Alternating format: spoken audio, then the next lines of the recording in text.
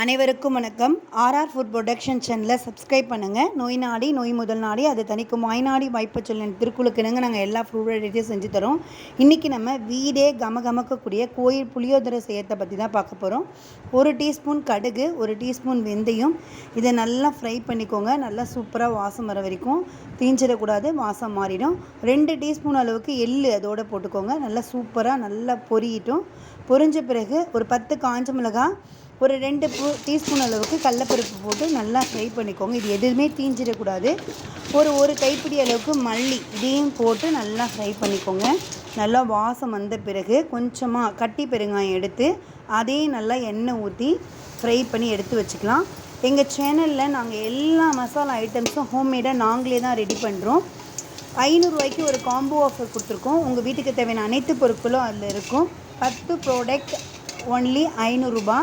உங்களுக்கு வேணும்னா எங்கள் சேனலில் நீங்கள் போய் பார்க்கலாம் அந்த காம்போ ஆஃபரை. இப்போ நம்ம வறுத்து எடுத்து வச்ச எல்லா பொருட்களையும் கொஞ்சம் நேரம் ஆற விட்டு அதுக்கப்புறம் இந்த காஞ்ச மிளகாவையும் பெருங்காயத்தை மட்டும் முதல்ல அரைச்சிக்கோங்க.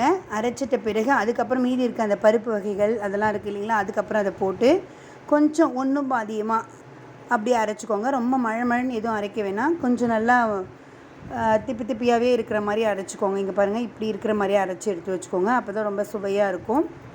இந்த பவுடர் அப்படியே எடுத்து வச்சுக்கோங்க. இப்போ தேவையான அளவுக்கு எண்ணெய் ஊற்றி கடுகு போடுங்க. கடுகு போட்டு நல்லா பொரிஞ்ச பிறகு ஒரு கைப்பிடி அளவுக்கு கடலப்பருப்பு போட்டுக்கலாம். உங்களுக்கு தேவைன்னா உளுத்தம்பருப்பு கூட போட்டுக்கலாம். நான் உளுத்தம்பருப்பு இன்றைக்கி போடலை. ஒரு 3 காஞ்ச மிளகாவை நல்லா கிள்ளி போட்டுக்கோங்க. ஒரு கைப்பிடி கருவேப்பிலை போட்டு நல்லா பொரியட்டும். பொரிஞ்ச பிறகு நல்லா இந்த கடலப்பருப்புலாம் நல்லா பொன்னிறமாக பொரிஞ்சு வரணும். அது வரைக்கும் நல்லா ஃப்ரை பண்ணுங்கள். ஒரு 1/4 கிலோ புளி நம்ம கரைசல் எடுத்து வச்சுருக்கோம். நல்லா கரைச்சி அதை அதோடு மிக்ஸ் பண்ணிடுங்க. இப்போ நம்மளே தயாரித்த மஞ்சத்தூள், எந்தவித கெமிக்கலும் ஆட் பண்ணாத மஞ்சத்தூள் இது. இந்த மஞ்சத்தூள் 1 டீஸ்பூன் அளவுக்கு அதில் போட்டுக்கோங்க. குழம்பு நல்லா கொதிக்கட்டும்.